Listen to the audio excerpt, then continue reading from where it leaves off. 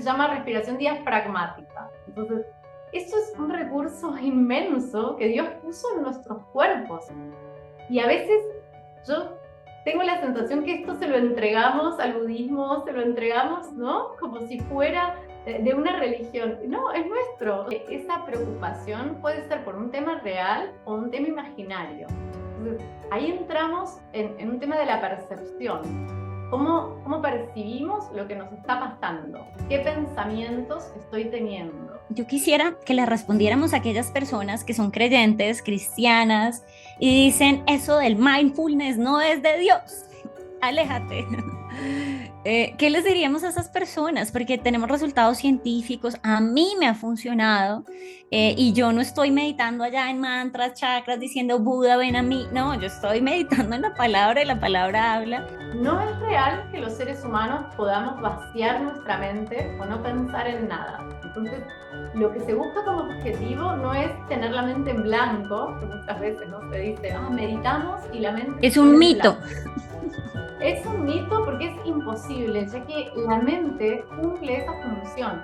O sea, la función de la mente es ir trayendo un pensamiento tras otro. Por eso la Biblia nos sugiere pensar en todo lo bueno, todo lo amable, todo lo digno de buen nombre. No vas a encontrar en la Biblia que diga no pienses.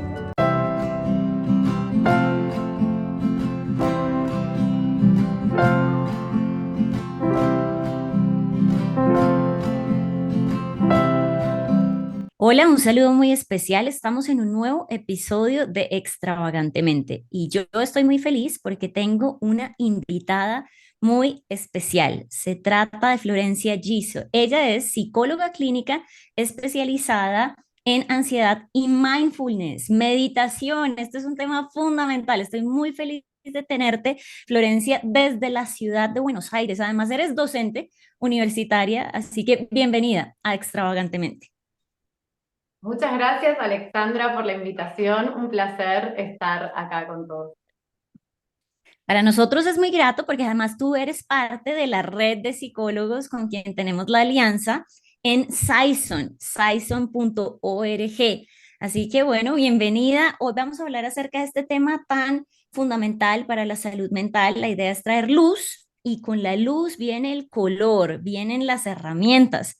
Así que quería Florencia, antes de empezar, por favor, cuéntanos en qué momento a Florencia se le ocurrió enfocarse en ansiedad y mindfulness. Desde niña tuve niveles de ansiedad elevados, entonces desde ahí yo ya tenía un interés personal como en poder tratarlo y esto fue un proceso y creo que a veces Dios actúa a través de milagros que son como en lo inmediato y otras veces es a través de un proceso. Entonces en mi caso fue a través del proceso. Al estudiar psicología fui aprendiendo recursos y el inicio en mindfulness fue una vez finalizada la universidad. Yo empiezo a dar clases en una universidad en Buenos Aires y esta cátedra tenía una formación y un seminario que era específico en mindfulness, entonces ahí empiezo a adentrarme en este tema y fue realmente un desafío para mí por mi formación cristiana, con lo cual en un Claro. momento hubo como un choque entre mis creencias y mindfulness y cómo poder integrarlas y bueno, de ahí surge mi motivación El para seguir interés. investigando. Bueno, yo creo que esto es fundamental, ya lo vamos a desarrollar más adelante. Hay personas que dicen, no entiendo cómo pueden cohabitar la meditación bíblica, ser cristiano y mindfulness. Así que ojo con esto, estén muy, muy pendientes, tomando nota. Y yo quisiera, querida Florencia, que empezáramos describiendo qué es la ansiedad y hago aquí esta salvedad o este marco. Me parece muy interesante que lo hayas estudiado, pero desde ese interés también por resolver un asunto personal, porque pienso que eso tiene una validez impresionante. O sea, no es solo, ay, sí, yo soy aquí muy intelectual y soy una súper psicóloga. No, yo quiero resolver eso para mi vida y lo resolví, tengo herramientas que me sirvieron. Ahora puedo hablar con autoridad y creo que no hay nada más lindo y más valioso que una persona que tenga el conocimiento pero que también tenga la experiencia. Así que desde esa experiencia y ese conocimiento, por favor, querida Florencia, cuéntanos qué es la ansiedad, cuáles son esos síntomas y esas causas. Bueno, la ansiedad es una respuesta que es una respuesta adaptativa y emocional. Y es una respuesta normal que tenemos todos los seres humanos. Esto es primordial entenderlo. Sin ansiedad nosotros no podemos llevar a cabo tareas, porque la ansiedad lo que hace es como prepararnos de alguna forma para afrontar situaciones. Entonces tenemos que dejar de verla como un problema, porque una ansiedad que está regulada es lo sano en nuestro sistema. Entonces Es estamos hablando de ansiedad, pero lo otro es trastorno de ansiedad. correcto. Entonces, allá es cuando ya vamos a ir. Pero la ansiedad como tal, ¿a qué nos está, cuál es la voz de la ansiedad? ¿Qué nos está comunicando la ansiedad? Porque dices que también es algo emocional, adaptativo, físico. ¿Qué nos habla la ansiedad? ¿Qué nos comunica? La ansiedad nos está también alertando acerca de un peligro, ¿no? De un posible peligro. Y eso tiene una utilidad. O sea, si yo, por ejemplo, voy caminando por la calle y cruza un auto, yo necesito de ansiedad también como para anticiparme. Entonces, no todo es malo, la ansiedad. Hay una ansiedad que es una ansiedad saludable, que esta de la que estamos hablando, y luego una ansiedad que es patológica, ¿no? Que es lo que uno entiende como trastorno de ansiedad. Pero en sí, la ansiedad siempre también nos trae un mensaje. O sea, hay algo que yo estoy teniendo que entender, ¿no? Que a veces no es tan consciente y ahí tengo como para descubrir y empezar a trabajar en mí, a ver por qué se está dando esta reacción. Todo lo que pasa internamente muchas veces da síntomas externos.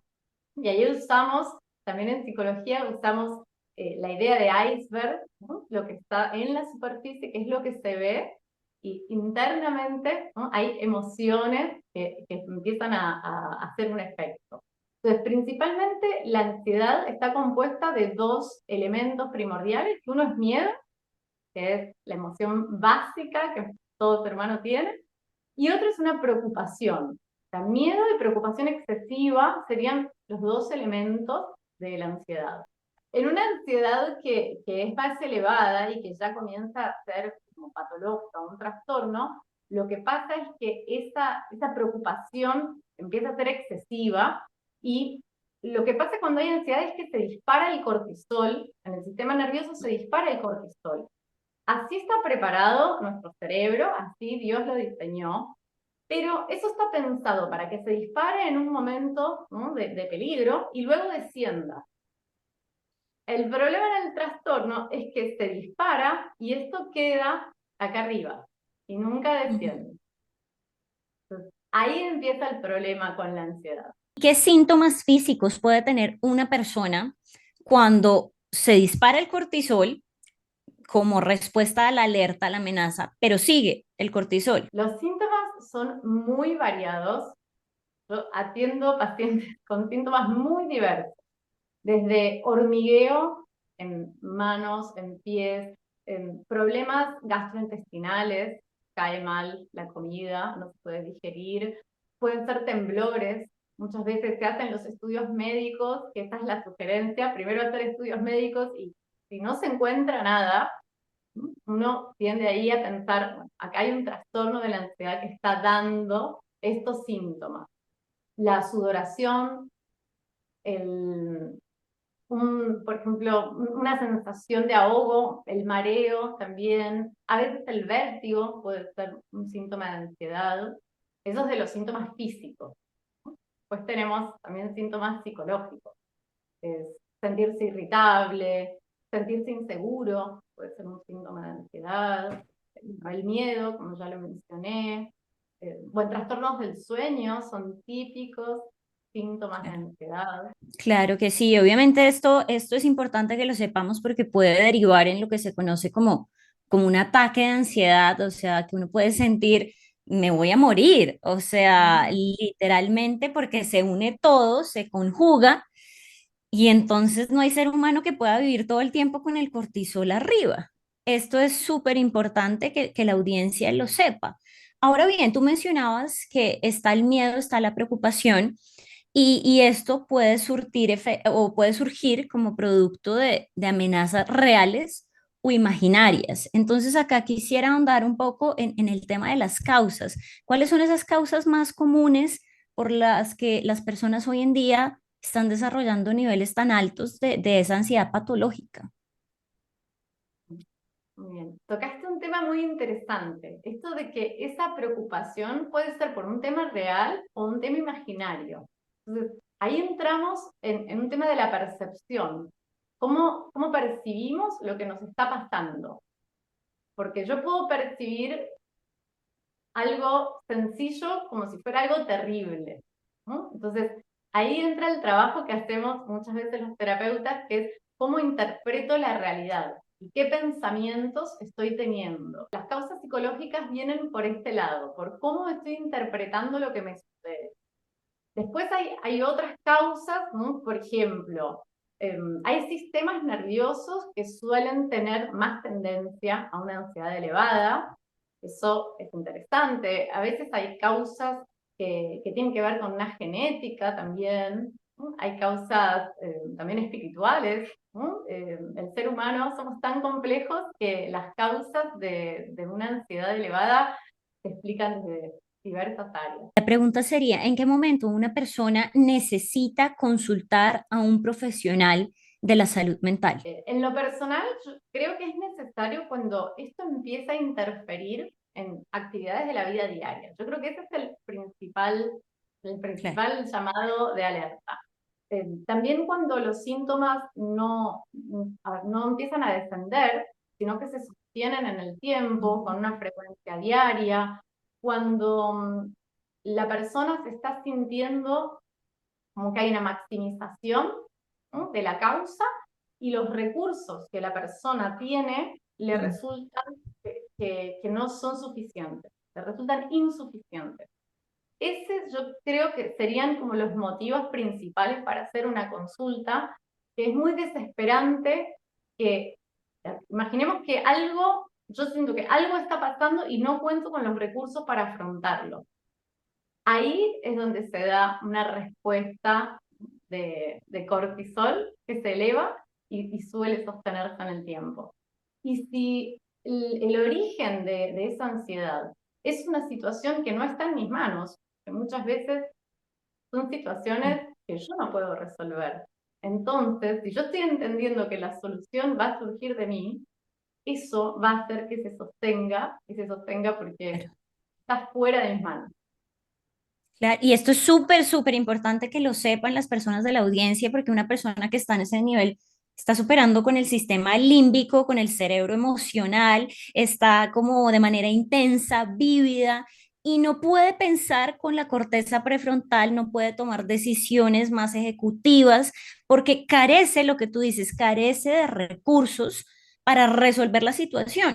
Y para mí esto es fundamental, el pensamiento resolutivo se pone más escaso cuando no pedimos ayuda, cuando nos aislamos. Si queremos resolver la ansiedad, la depresión, cualquier congoja, cualquier trastorno, desorden que podamos tener, lo mejor es pedir ayuda a las personas cercanas, pero si es necesario un profesional de la salud, porque esto es claro, un psicólogo no te va a arreglar la vida, pero te va a dar las herramientas, te va a dar una luz, te va a dar una guía, una orientación para que tú tomes decisiones, para que uses las herramientas y para que pases de ese cerebro emocional ahora a un cerebro más racional, más ejecutivo, que pueda tomar decisiones y solucionar esos desafíos. Ahora, por otro lado, hoy yo he hablado con muchos jóvenes en estas fechas de este año sobre todo, y hay muchos jóvenes, adolescentes con ansiedad social.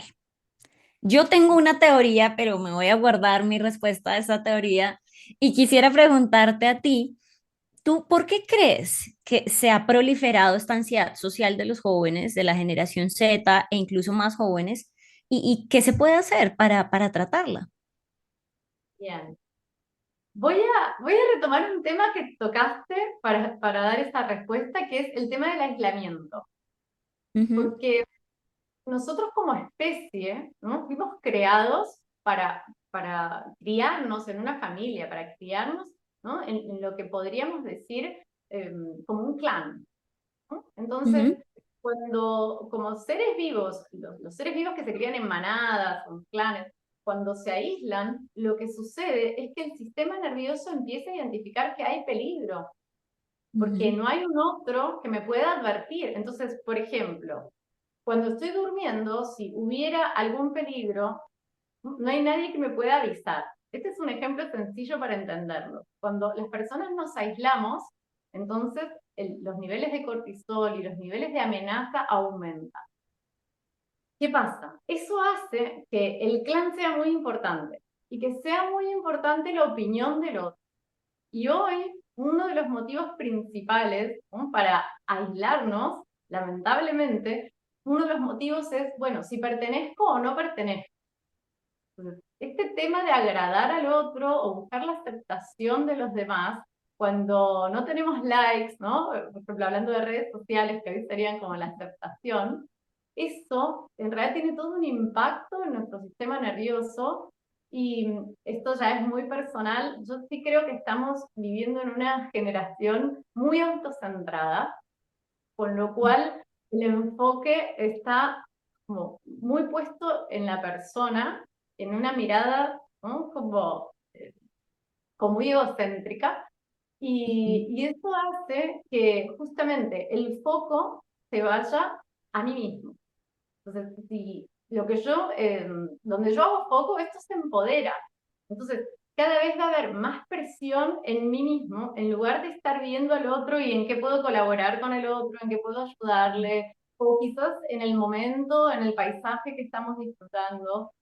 Yo creo que esa es una explicación de por qué vemos tanta ansiedad social.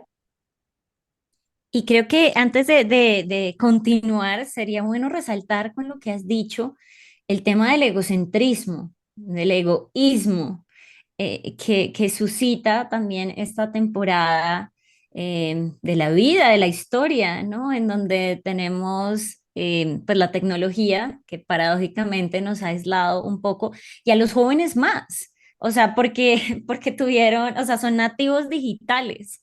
Entonces, el tema de selfie, de hacer blogs de lo que ellos hacen, o sea, son muchas las dinámicas y yo pienso, obviamente desde la solución, es la conexión, es servir, es voluntariarse, es volver a comer en la mesa sin teléfonos, es volver a conectar con la naturaleza, con otros seres vivos, porque el antídoto al egoísmo, pues es la generosidad, y no para mí misma, sino generosidad con otros. No sé, ¿tú qué le agregarías al antídoto para ese egocentrismo, para esa ansiedad social, bueno, que está ahorita tan rampante?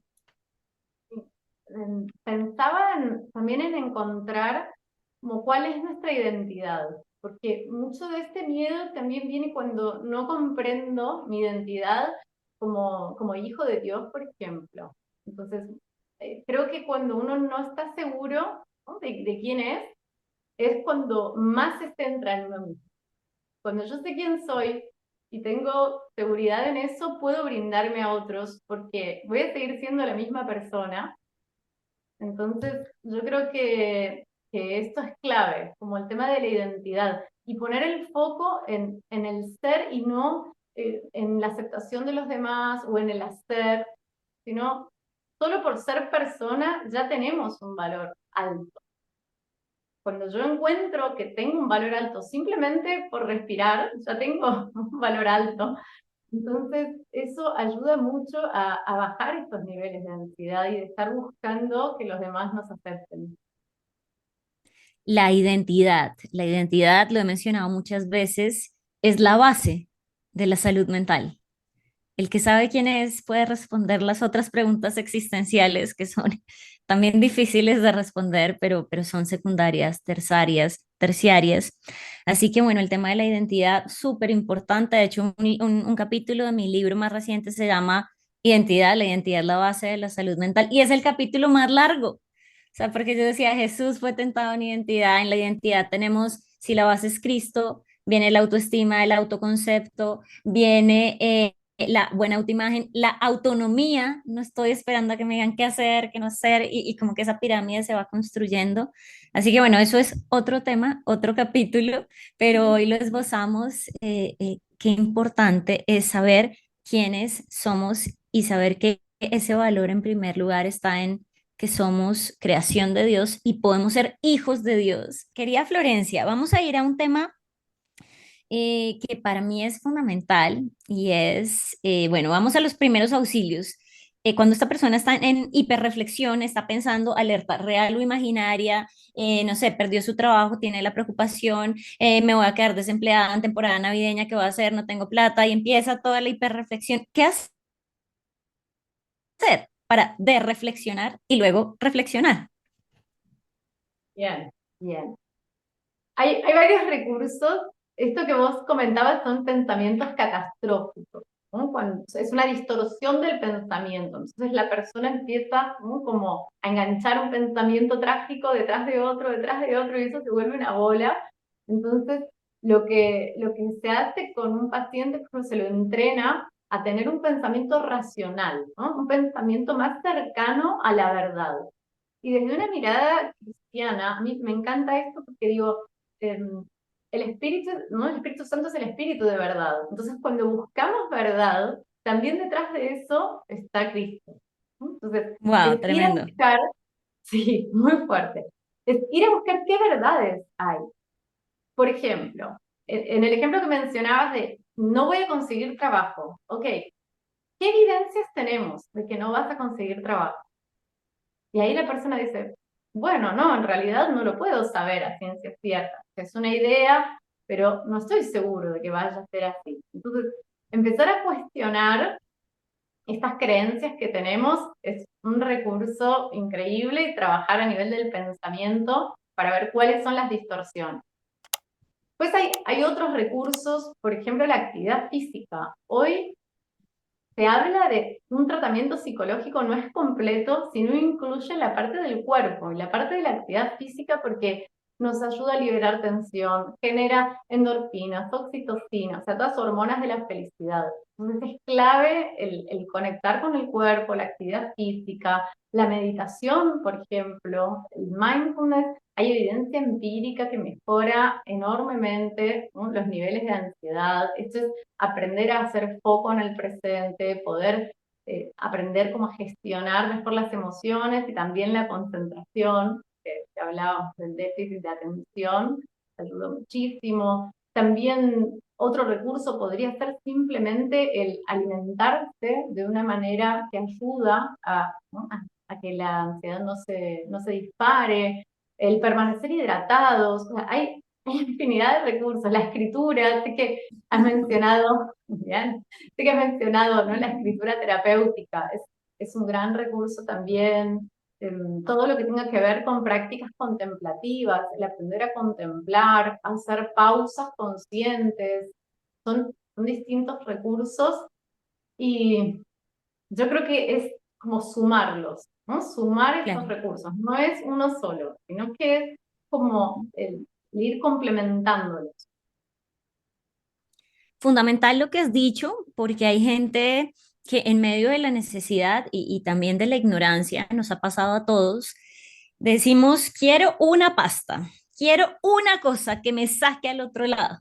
Y la respuesta es no, porque somos seres complejos. O sea, si fuéramos un robot necesitamos una pila, si fuéramos un electrodoméstico nos conectamos a la toma de corriente, pero no somos un electrodoméstico. Somos seres tan complejos que lo que necesitamos es la sumatoria, lo que tú dices, y tal vez a alguien le funcionó esto, a otro no. Yo he visto atletas llenos, repletos de ansiedad y hacen deporte todos los días. Entonces es que, o sea, ¿cómo conglomero aquí? ¿Qué pongo en mi olla, en mi mente, en mi cuerpo, en mis relaciones y poder mirando qué funciona, en qué medida, pero tomando acción? La fe sin obras es muerta, la fe con obras es viva. Entonces, creo que ahí me empezaste a mencionar ya el tema de mindfulness y quisiera que nos adentráramos ahí. Mindfulness y meditación, ¿son lo mismo? ¿Son algo diferente? Por favor, entremos en materia, querida Florencia. Bien, mindfulness y meditación no son lo mismo. Podríamos explicarlo como que mindfulness utiliza la meditación, pero mindfulness no solo es meditar, sino que mindfulness incluye como varios recursos, ¿no? No son lo mismo, sin embargo se parecen mucho, entonces a veces para explicarlo uno, ¿no? Lo explica desde, bueno, es una meditación, y yo creo que lo clave a la hora de implementar, ¿no? Esto es, bueno, ¿en qué voy a meditar? Porque no es real que los seres humanos podamos vaciar nuestra mente o no pensar en nada. Entonces, lo que se busca como objetivo no es tener la mente en blanco, que muchas veces no se dice, ah, meditamos y la mente se Es un pone en mito. blanco. Es un mito porque es imposible, ya que la mente cumple esa función. O sea, la función de la mente es ir trayendo un pensamiento tras otro. Por eso la Biblia nos sugiere pensar en todo lo bueno, en todo lo amable, en todo lo digno de buen nombre. No, no vas a encontrar en la Biblia que diga no piensen. No es una No, opción. eso es inhumano, Es literalmente. como, es como decirle al corazón, deja de latir. O sea, no vamos a buscar no pensar, sino que redirigir esos pensamientos hacia pensamientos, ¿no? Que nos nutran, hacia pensamientos que nos dejen algo bueno, algo positivo. Y Ujú. eso es uno de los objetivos con mindfulness, como poder redireccionar los pensamientos y no tomar todos los pensamientos como verdad. Esto también es muy importante. Se enseña a la persona que los pensamientos van a ir pasando porque a veces la mente trae pensamientos que no son verdades, como mencionábamos antes. Entonces, es aprender a que a veces la mente puede traer pensamientos que no son la verdad. Y también es trabajar con el ego, porque uno normalmente cree que la mente, que lo que yo pienso es la verdad. Entonces, me tengo que cuestionar a mí mismo. Si yo estoy pensando, Dios no me dio nada bueno, eso no es verdad.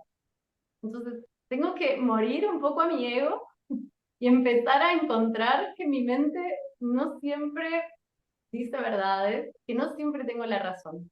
Meditar. ¿Cómo meditar? ¿Tú cómo meditas? Yo aprendo mucho a través del ejemplo. Aprendizaje social o vicario para mí funciona perfectamente. ¿Tú cómo meditas? Porque creo que tú puedes ser un gran ejemplo para la audiencia. Wow. Yo fui bastante autodidacta en esto, eh, porque realmente no hay tanto material, entonces mis meditaciones son un poco guiadas por mí, también escuchando a otros. Yo, ¿cómo medito? Medito en el silencio, medito tratando de traer la presencia de Cristo y poder enfocar mis sentidos, mi mente, incluso mi cuerpo hacia esa conexión. Y, y esto es una y otra vez, es un trabajo a diario donde la mente se va a ir a otro lugar y vuelvo a hacer foco. Y trato de hacer foco en la presencia de Dios. Esa es mi forma. Así es como logré gestionar muchas veces una ansiedad elevada.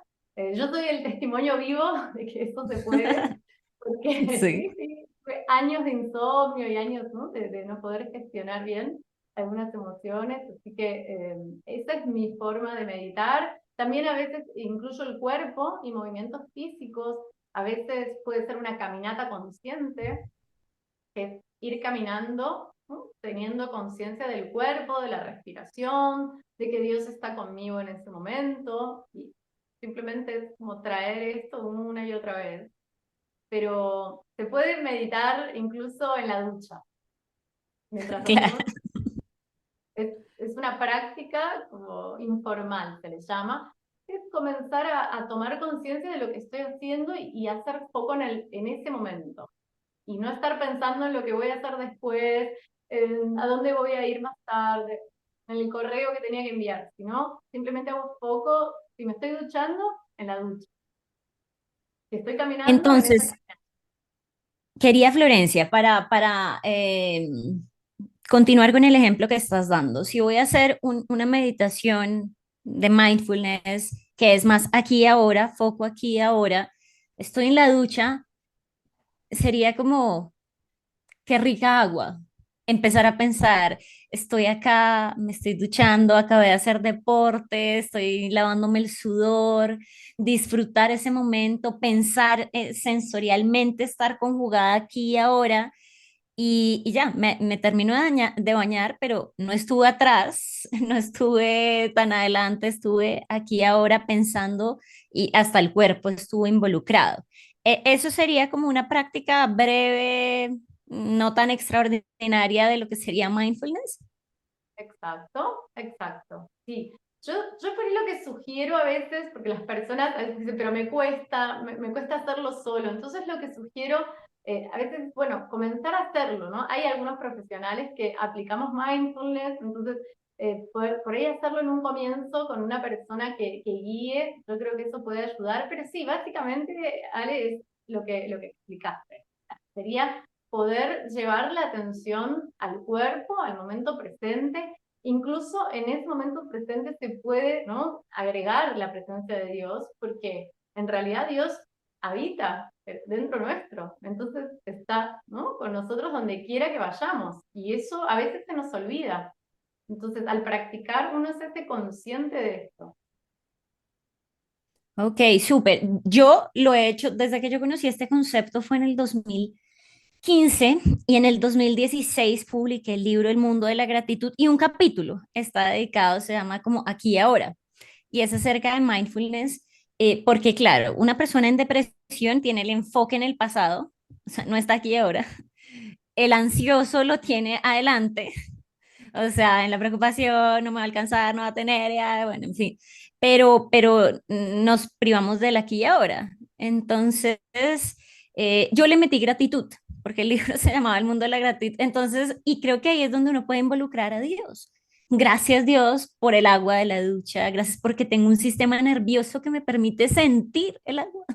No sé, ahí puede salir, pero con gratitud también funciona mucho porque, o sea, matamos dos pájaros de un solo tiro. Meditamos, ayudamos al enfoque, damos gracias, el corazón agradecido atrae la presencia del Señor.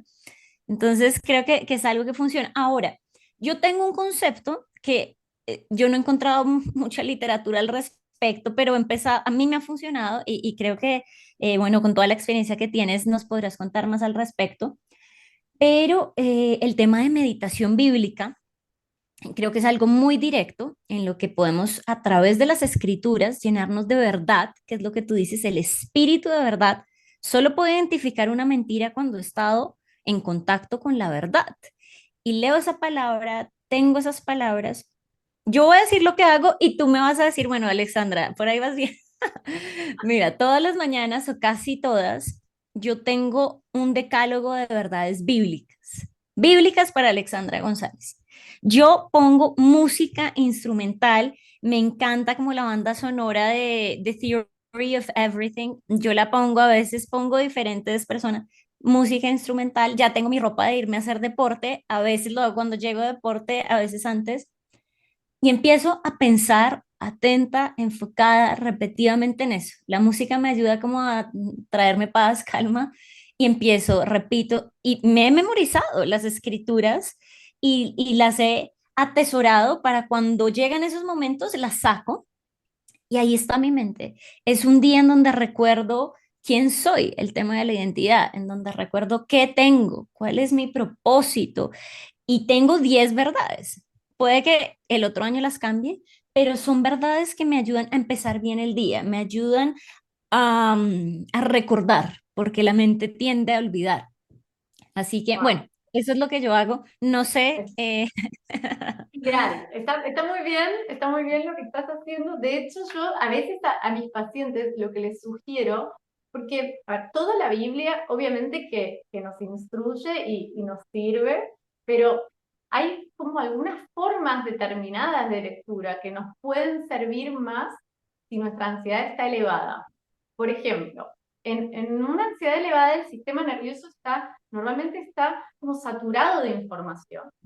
Entonces, yo a una persona que está atravesando ataques de pánico, por ejemplo, yo no le sugeriría hacer una lectura bíblica empezando desde Génesis. A ver, no porque no sea importante, ¿no? Pero en ese Claro. momento específico, yo seleccionaría, así como vos dijiste, seleccionaría algunas promesas bíblicas y tender a llevar el foco a eso, como no a seguir cargando el cerebro de información, sino tal vez una información como más breve y más enfocada. Cuando uno ya reguló la ansiedad, después sí podemos ir, ¿no?, a una lectura de un libro entero. Pero esa es una sugerencia a la hora, ¿no?, por ejemplo, de meditar en la palabra. Vamos a hacer foco en pocas palabras quizás y mensajes como profundos y promesas. Qué importante que tomemos nota de esto. O sea, es mala idea decir, vaya, léase toda la Biblia, léase todos estos libros. No, hay que ser minimalista. Pensamiento minimalista, bien breve, algo súper resolutivo. ¿Qué escrituras, quería Florencia, has usado tú, le has dado a tus pacientes para combatir la ansiedad, la hiperreflexión y esos pensamientos catastróficos? Los proverbios, por ejemplo, yo creo que proverbios, salmos, que suelen ser como mensajes como bien al hueso, ¿no? Bien directos. Sí, o sea, yo creo que principalmente haría foco en salmos o en proverbios. Obviamente que hay más, pero digo, principalmente me enfocaría ahí. Y hay algunas lecturas, ya no de la Biblia, sino algunos libros, bueno, ¿no?, que lo mismo, siguen esta idea de que no hay una sobreinformación, sino ir a tomar lo que necesito, por lo menos en esos momentos. Ya después uno sí, obviamente es importante formarse y seguir como conociendo y teniendo más información, pero yo diría, si es bíblico, principalmente Proverbios y Salmos, yo creo que son como los libros para hacer foco. Y para ir culminando, querida Florencia, yo quisiera que le respondiéramos a aquellas personas que son creyentes, cristianas, y dicen, eso del mindfulness no es de Dios. Aléjate. ¿Qué les diríamos a esas personas? Porque tenemos resultados científicos, a mí me ha funcionado, y yo no estoy meditando allá en mantras, chakras, diciendo Buda, ven a mí. No, yo estoy meditando en la palabra y la palabra habla, pero tú desde tu experiencia eres experta en mindfulness, ofreces talleres al año, 2 talleres al año, tienes un taller on demand que ya las personas pueden adquirir. ¿Qué le podríamos decir a esas personas que son un poco reticentes, pero sabemos que aquí hay verdad? Una tijera puede servir para dañar a alguien o puede servir para hacer una decoración para un niño que está internado. Entonces, el mindfulness es una tijera. Depende mucho la aplicación. Depende de la aplicación de esto. Sí es cierto que muchas veces hay personas que utilizan el mindfulness y como que tienen, ¿no?, como un uso para llevarlo a otras corrientes, ¿no?, por ejemplo como el budismo. Entonces desde ahí entiendo que puede generar tabú, pero digo, si uno es cristiano y puede poner, ¿no?, siempre a Cristo en como la cabeza de lo que uno hace, es simplemente una herramienta. Y tener como esta paz que yo no tuve al principio, de saber que lo importante es lo que yo pongo como eje, ¿no? Entonces, yo siempre cuento en los programas que doy que yo al principio hacía las prácticas y constantemente decía, la sangre de Cristo me cubre, la sangre de Cristo me cubre, porque tenía como el miedo de que hubiera un demonio, ¿no?, mientras lo hacía. Y al poco tiempo de empezar a practicar, lo que obtuve también, porque obtuve una paz que no había sentido antes. Podía leer la Biblia con mucho mayor foco, cosa que no podía hacer. Yo también cuento que a mí me costaba escuchar una prédica de más de 1 hora. Yo no podía hacerlo, mi mente se iba hacia otros lugares. Y el hecho de practicar mindfulness realmente hizo incluso que yo pueda tener una relación con Dios más enfocada y más profunda. Y de poder realmente como apropiarme de esas verdades. Porque si no, sinceramente, mi relación era muy mental. Como, ok, Dios, sé que estás ahí, pero como muy mental. Esto me ayudó como a ir más profundo y a entender que Dios es un Dios de relación al que yo me estaba comunicando solo con mi mente y no con mis emociones. no con mi cuerpo, no con mi espíritu en su totalidad. Porque cuando no logramos hacer foco y no logramos como calmar el sistema, en verdad nos relacionamos solo con una parte de nuestro ser. Fíjate, este fin de semana estaba leyendo un versículo que justamente lo tengo acá. Está en Primera de Tesalonicenses 5:23. Dice, el mismo Dios de paz os santifique por completo y todo vuestro ser, espíritu, alma y cuerpo, sea guardado irreprensible para la venida de nuestro Señor Jesucristo. Él quiere no solo guardar nuestro espíritu, alma y cuerpo para cuando Él venga de manera irreprensible. Entonces, todos los tratamientos, toda nuestra vida la debemos vivir, disfrutar, experimentar de manera integral. Y querida Florencia, yo creo que aquí nos podríamos quedar mucho tiempo, pero el tiempo es muy limitado. ¿Cómo respiro? Porque también es una técnica o hay varias técnicas para poder pues estar aquí y ahora. Así que con eso culminaríamos. Lo que le quieras regalar a la audiencia de Extravagantemente será muy bienvenido. Respecto a la respiración, bueno, todos respiramos, pero es verdad que no tomamos conciencia de la forma en la que respiramos. Entonces, simplemente si llevo la atención a la respiración, suele pasar que tiendo a hacer como una respiración más profunda. Es lo que se llama respiración diafragmática. Entonces, eso es un recurso inmenso que Dios puso en nuestros cuerpos. Y a veces yo tengo la sensación que esto se lo entregamos al budismo, se lo entregamos, ¿no? Como si fuera de una religión. No, es nuestro. O sea, Dios lo creó y lo puso en nosotros justamente para regularnos. Entonces, hacer uso de este recurso es un regalo inmenso de Dios. Después, fuera de lo que es ¿no? la meditación y la respiración, sugeriría actividad física. También es clave, porque nuestros cuerpos también fueron diseñados para moverse. La hidratación, como dijimos antes, cuidar la alimentación, que no sean alimentos que sean procesados, por ejemplo. ¿Por qué? Porque nuestro organismo no fue preparado para eso. Entonces es responder también al diseño original. Todo esto que estamos hablando no son corrientes nuevas.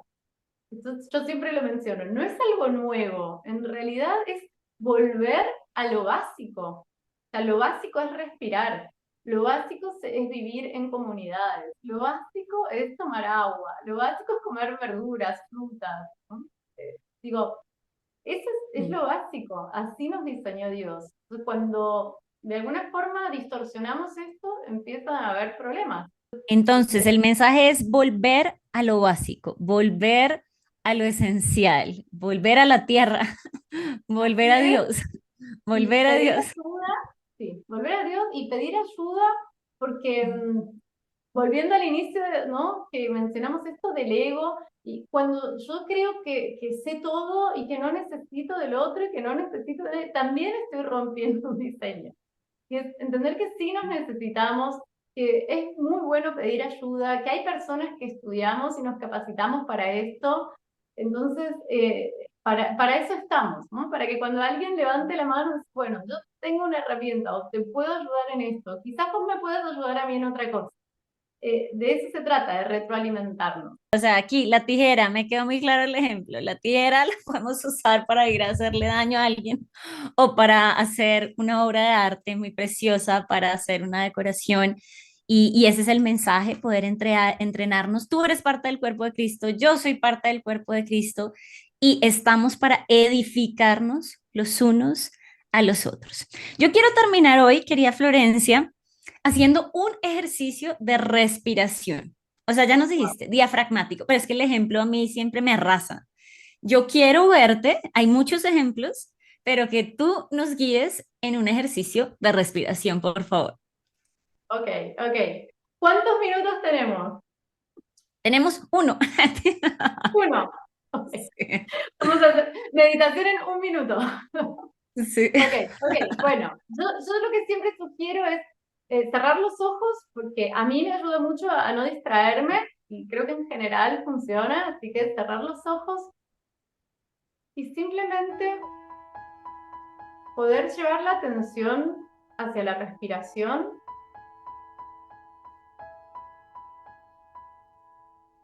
sin tratar tratar de controlar. Solo registro cómo está la respiración en este momento. Si es una respiración agitada o más bien lenta. Si se siente superficial o profunda. Sin juzgarnos, solo registro cómo está la respiración.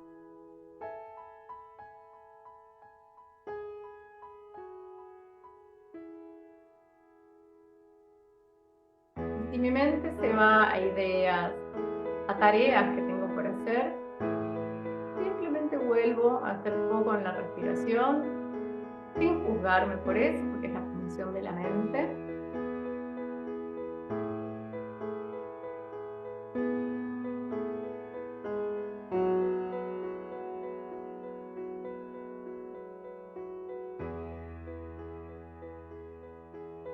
Y pudiendo agradecer por este minuto que hicimos una pausa consciente para poder meditar, abriendo los ojos para volver a encontrarme. Wow, qué hermoso, qué hermoso, qué hermoso. Qué privilegiados somos, todo lo que Dios nos ha regalado y yo doy gracias también por ti, querida Florencia. Sé que eres una bendición para Extravagantemente, para el cuerpo de Cristo claramente, no solo para Buenos Aires, sino para toda esta población de habla hispana que puede tener contacto contigo. Ahora, ¿en qué redes sociales te pueden encontrar, querida Florencia? ¿Tienes página en donde encuentran tu curso, tu taller? Sí, sí. Estoy en Instagram, se llama Espíritu en Calma. Ahí pueden encontrar, en el link, pueden encontrar la página y ahí mismo se pueden inscribir. Hay un programa, es un programa integral porque se incluye el cuerpo, la respiración, vamos a hacer prácticas también como las que hicimos recién más extensas. Es un programa que se da en vivo 2 veces al año y también hay uno, como mencionaste, que es pregrabado. Bueno, para todos los cuestionamientos, dudas, inquietudes, pueden escribir un DM a la página de Instagram de Florencia y sé que será una gran bendición. Recuerden, para esta temporada de Navidad es tiempo de tener más luz y por ende más color. Y con este episodio el mensaje es volvamos a la esencia porque es tiempo de decirle adiós a la ansiedad. Muchas gracias, Florencia, por haber estado con nosotros. A vos, Alexandra, muchas gracias.